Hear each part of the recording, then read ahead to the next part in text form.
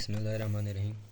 बोली। मैं आपको तीन चीज़ें बता देता हूँ। लीनियर डिफरेंशियल इक्वेशन क्या होती है, इनिशियल वैल्यू प्रॉब्लम और बाउंड्री वैल्यू प्रॉब्लम। ये तीन चीज़ें हैं, मैं आपको जल्दी जल्दी इसका कंसेप्ट दे देता हूँ। लीनियर का मतलब ये है कि d y by d x plus phi of x y equal to f of x.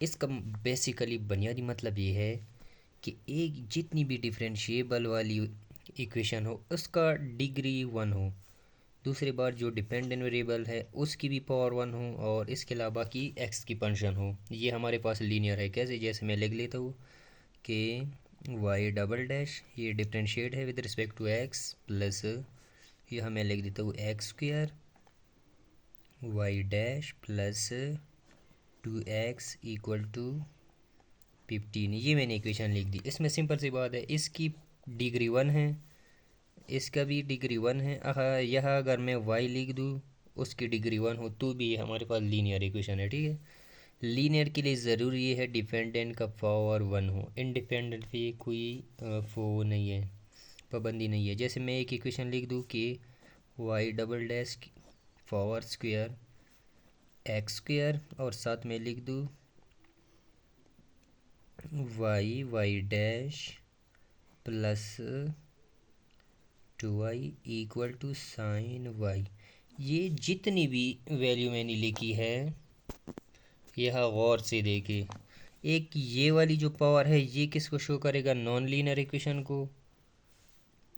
एक डेरिवेटिव के साथ यहाँ पर डिपेंडेंट वेरिएबल मल्टीप्लिकेशन में नहीं होना चाहिए, एक ट्रिग्नोमेट्री फंक्शन में डिपेंडेंट वेरिएबल नहीं होना चाहिए। ये तीन चीज़ें जो है आपको नॉन लीनियर इक्वेशन शो करेगा, नॉन लीनियर डिफरेंशियल इक्वेशन।